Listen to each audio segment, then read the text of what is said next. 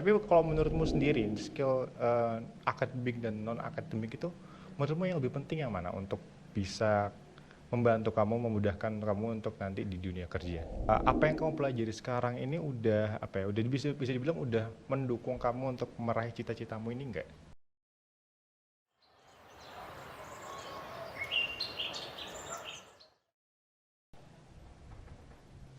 Welcome to White Space, singkat bersama saya Aldrian Darwin. Dan seperti biasa di White Space itu kita kan selalu berusaha untuk menjawab pertanyaan-pertanyaan dan rasa keingintahuan dari teman-teman Gen Z. Oleh karena itu kali ini saya udah ditemenin sama teman dari SMP Vita School, ada Eleanor Gwen. Say hi di kamera dong. Kamu kelas berapa? Aku kelas 8. Kelas 8. Dan kali ini kamu pengen kita untuk membahas apa pentingnya memiliki skill di luar pembelajaran sekolah. Yes. Kenapa? Kenapa kamu belajar ini? Soalnya Apakah karena skill non akademik itu sering dianggap nggak lebih penting daripada skill akademik? enggak sih, cuman ya kan kadang kan beberapa sekolah kan kayak memfokuskan anak-anak tuh untuk terlalu kayak belajar terus aja, kayak nggak usah ke yang lain, fokus ke belajarnya doang aja. Hmm. Padahal tanpa sepengetahuan mereka tuh skill di luar sekolah tuh juga penting banget. Contohnya? Contohnya kalau nanti di kerja di luar itu kan nggak selalu pelajaran sekolah atau kan yang dipakai, kan butuh talenta juga, terus butuh kayak kita juga perlu belajar leadership atau kayak cara ngendalin emosi dan lain sebagainya Hmm. gitu. Tapi kalau kamu sendiri kan masih muda ya, masih muda banget. Kamu sudah kelas 8 ya. Kamu juga wakil ketua OSIS. Di usia kamu yang masih muda, masih kelas 8 SMP. Ini kamu udah tahu belum sih kamu nanti itu pengen jadi apa? Cita-citanya apa itu kamu udah tahu belum? Buat sekarang sih lagi fokus di fashion design ya, aku pengen jadi desainer. Oke, keren. Dan apa yang kamu pelajari sekarang ini udah apa ya? Udah bisa dibilang udah mendukung kamu untuk meraih cita-citamu ini enggak? Mendukung sih, aku banyak ikut kayak les fashion design, terus kayak aku sering praktekin buat gambar-gambar gitu. Oke, tapi itu kan di luar sekolah ya, jadi Mm-mm. masuknya ke non akademik. Tapi kalau menurutmu sendiri, skill akademik dan non akademik itu menurutmu yang lebih penting yang mana untuk bisa membantu kamu, memudahkan kamu untuk nanti di dunia kerja? Sama-sama pentingnya sih, tapi kok kalau menurut saya kayak lebih mengarah ke yang non akademik ya. Non akademik, kenapa? Karena itu tadi. Iya, karena tadi kan kayak lebih sering dipakai gitu. Jadi sebenarnya aku setuju sih sebenarnya dua-duanya itu penting. Kita nggak bisa bilang kalau skill akademik atau non akademik itu lebih penting mana, itu kayak nggak bisa kita bilang itu lebih penting. Cuman kalau dari pengalamanku sendiri ya, kalau misalkan dalam hal dunia kerja, yang non akademik itu pasti akan lebih sering kepake. Mm-mm. Bukan berarti lebih penting, tapi bakal Iya. lebih sering kepake. Sedangkan yang akademik sendiri itu kemungkinan besar biasanya itu akan lebih penting untuk teman-teman atau misalkan kamu kalau mau lanjut ke perguruan tinggi. Itu kan pasti butuh banget ya nilai-nilainya, nilai Mm. akademiknya supaya kamu bisa ke universitas yang kamu pengen. Tapi kalau di dunia kerja sendiri mungkin kadang ada, cuman kalau dalam halnya pekerjaanku sendiri ya kebanyakan itu ya non akademik gitu. Tapi kalau kamu sendiri, kamu tipe orang yang lebih unggul di eh, akademik atau non akademik? Kalau aku sih aku berusaha ngimbangin dua-duanya ya. Jadi Oke. aku fokus di non akademik, tapi bukan berarti akademikku kayak jatuh gitu. Nah, itu menarik. Buat ngimbangin, karena aku sendiri jujur ya dari dulu aku sekolah itu akademik itu buat aku kayak susah banget. Kalau kamu sendiri gimana? Kamu ada tips nggak buat aku gimana caranya supaya kita bisa mengimbangi akademik dan non akademik? Karena kan kamu juga sadar kalau itu dua-duanya penting. Gimana cara ngimbanginnya? Caranya sih mungkin nyari kesenangan di belajar itu ya. Contohnya kayak kalau aku tuh suka nyatet yes catatan gitu kan. Jadi Mhm. kalau belajar tuh biasanya sambil nyatet, terus kayak ditulis semuanya gitu. Aku suka. Jadi kayak mikir aku lebih semangat belajar gitu. Oke, jadi tahu kalau dari kamu adalah kamu tahu cara belajar yang paling efektif buat kamu sendiri. Mm-mm. Kalau aku dulu itu aku nggak menemukan itu. Terus gimana dong belajarnya? Nggak belajar jujur aja. Yang Enggak belajar. akademik itu aku bener-bener kayak skip. Jadi dulu kan aku SMK ya kejuruan. Jadi ada apa namanya ada kejuruan sama ada pelajaran-pelajaran yang eksak kayak matematika segala macam. Mm-mm. Seringkali tuh aku apa namanya ketika pelajaran matematika atau pelajaran yang wajib itu aku malah ngerjain kejuruanku. Jadi aku kayak ngedesain, ngelomba ngerjain lomba desain. Jadi seringkali akademik itu sangat ketinggalan. Terus nilainya gimana dong kalau gitu? Kacau. gitu. Jadi itu jelek banget ya. Jadi itu adalah karena aku belum menemukan apa ya, metode belajar yang paling efektif buat diriku sendiri. Nah, ketika aku lulus sekolah itu aku baru menemukan kalau ada namanya gaya belajar yang efektif buat tiap orang. Jadi tiap orang itu punya gaya belajar sendiri-sendiri. Kalau kamu itu kan tadi Kinetic, menulis ya. ya. Oh enggak, itu lebih ke reading writing. Jadi Oh, yang aku tahu itu ada FARC namanya. Visual, auditory, reading writing, sama kinesthetic. Jadi sini nanti aku akan, jadi gimana cara tahunya kalau kita apa namanya condong kemana. Jadi sebenarnya semua orang itu bisa belajar lewat visual, auditory, reading, dan kinesthetic. Cuman tiap orang itu pasti punya apa ya, kecenderungannya. Tiap orang pasti akan lebih efektif ketika katakanlah menurutku akan lebih efektif kalau aku belajarnya lewat visual. Jadi lewat menonton, video iya gitu ya. lewat menonton, lewat apa namanya grafik, diagram, chart, flowchart gitu, itu buat aku lebih gampang untuk dimengerti daripada aku membaca. Karena kalau aku membaca tuh kayak kamu nulis terus, itu aku nggak bisa banget. Kayak bahkan tulisanku aja, aku nggak bisa baca tulisanku sendiri. Saking aku jarang nulis ya.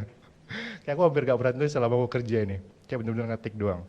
Nah selain visual, lalu ada auditory. Auditory itu orang-orang yang suka dengerin podcast. Terus habis itu mereka lebih suka belajar lewat diskusi, berdebat, terus yang ngomong sama orang lain. Itu mereka lebih suka ketika mereka bisa apa ya, mengutarakan pendapat mereka. Itu buat mereka lebih masuk di mereka. Itu yang auditory. Terus ada yang reading, FARC. Auditory, terus reading. Reading itu kamu tadi. Jadi kamu lebih suka nyatet, terus kamu bikin bullet point, terus kamu bikin kayak highlight, terus kamu kadang hias-hias catatan sendiri gitu kan. Nah itu yang reading. Terus habis itu ada orang yang kinesthetic. Kinesthetic itu ketika dia udah benar-benar mencoba mengaplikasikan apa yang dia pelajari. Itu Oh, jadi biasanya dipraktekin gitu ya. yes, itu biasanya orang yang kinesthetic itu biasanya orang-orang yang suka olahraga.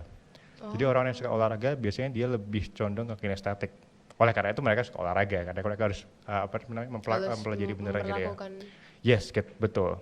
Nah, gimana caranya kita tahu kita condong di mana? Itu ada websitenya namanya FARC ya, itu aku akan tampilkan di sini.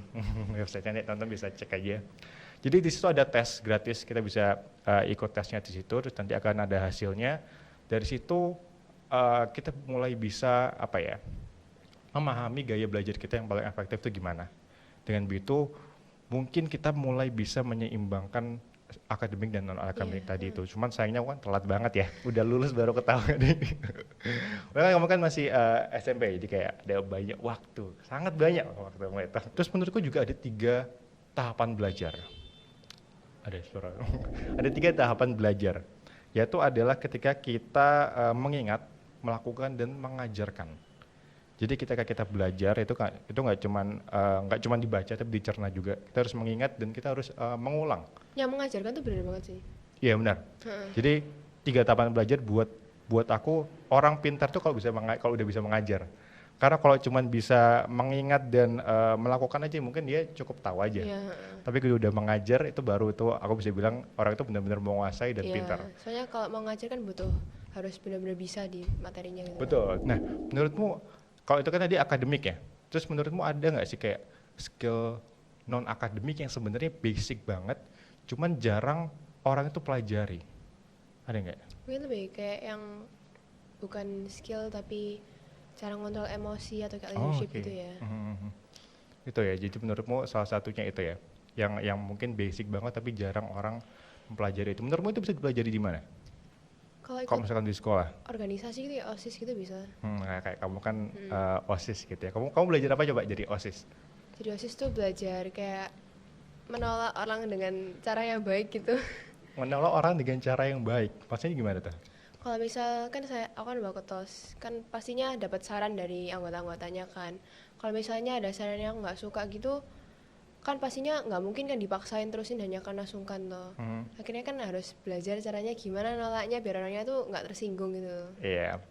Itu kan sebenarnya kalau kamu bilang aku nggak bisa bilang itu sebagai mengelola emosi, karena yang harusnya mengelola emosi adalah orang yang menerima itu kan. Jadi mungkin ada di saatnya ketika kamu di posisi kamu yang ditolak, itu berarti kamu harus mengelola emosimu. Tapi ketika kamu menolak orang lain, itu adalah lebih ke manner sih. Iya, dan cara komunikasinya. Iya. Dan menurutku hal paling dasar atau soft skill yang paling dasar yang jarang orang pelajari itu adalah komunikasi. Jadi dulu aku ketika magang di sini, begitu sekolah kan magang di sini.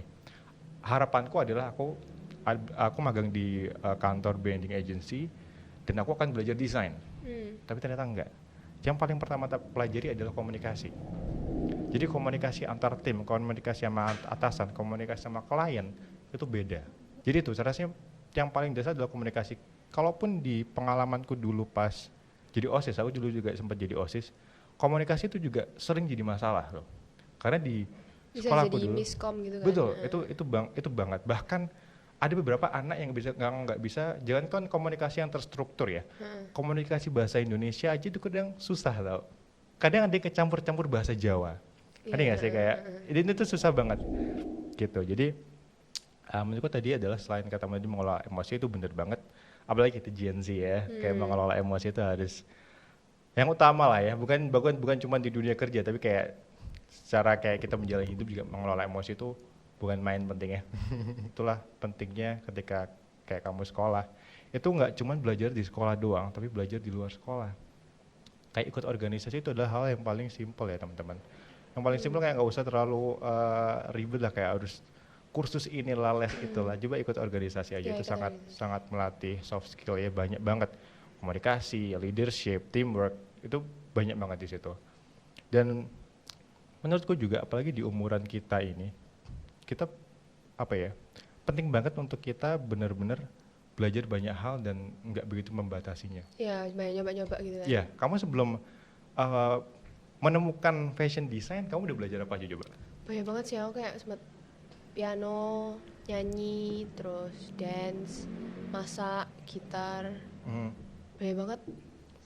Dan akhirnya ketika kamu menemukan fashion design, apa yang kamu rasakan ya? Apa yang buat kamu yakin kalau fashion design ini cool banget? Rasanya beda aja, kayak waktu belajar kayak mungkin dance gitu, kayak aku tuh lebih ke kayak terpaksa soalnya aku harus mencari sesuatu yang aku suka. Tapi kalau fashion design ini kayak aku ngerjain itu karena aku memang pengen, karena kayak oh iya aku bosan aku gini aja langsung gitu. Jadi kayak langsung inisiatif sendiri bukan karena terpaksa atau gimana gitu. Iya, tapi menurutku itu bagus banget ya, kamu masih SMP kelas 8 tapi kamu udah menemukan tujuan. Kayak meskipun nanti kemungkinan banget buat itu bakal berubah, kayak itu kemungkinan tetap ada gitu loh. Kayak katakanlah kamu tahun depan nanti udah kamu berubah pengen suka masak, itu ada aja kemungkinan kayak gitu, tapi nggak apa-apa. Begitu kamu udah punya tujuan, saranku sih kamu nggak cuman di fashion design doang, tapi kamu coba menambah skill-skill lain yang bisa mendukung fashion designmu. Kamu tahu ada istilah generalis dan spesialis nggak? Apa itu? Menurutmu apa? Generalis itu kan kayak orang yang bisa banyak hal tapi cuman kayak setengah-tengah dikit gitu kan. Terus kalau spesialis itu dia kan benar-benar menguasai satu hal gitu. Oke. Untuk di saat ini kamu termasuk yang mana? Yang generalis atau spesialis? Aku nggak tahu, soalnya aku memang di fashion design kayak memang tergolong bagus. Tapi aku juga bisa ngelakuin yang lainnya, tapi yang lainnya itu biasa aja, jadi kayak campuran dua-duanya gitu. Jadi kamu bisa dibilang kamu spesialis di fashion design, tapi generalis di yang lainnya. tapi generalis di yang lainnya. Yeah. Oke, aku punya semacam di sana ketinggalan. Tuh ambil itu kok. Oke, jadi soal generalis dan spesialis, aku punya semacam ilustrasi gitu ya yang lebih memudahkan kita untuk memahami. Jadi generalis dan spesialis. Jadi ini kan ada banyak tipe employee types gitu ya, skill types aku bilangnya. Jadi mungkin aku sangat menyarankan kalau misalkan kita sekarang nih umur 20-an itu kita menjadi generalis. Mau gimana pun juga kita bakal mulai di dash shape. Jadi kita akan mempelajari banyak hal dulu kayak kamu tadi kan, kamu pelajari banyak hal kan, berenang, nyanyi, dance, sampai akhirnya kamu ketemu fashion. Jadi itu awalnya kita masih di dash shape, tapi karena kamu tadi bilang kamu kan spesialis di fashion design ya. Jadi kamu condongnya kan lebih suka di fashion design. Itu aku bisa bilang kalau kamu ada di T-shape.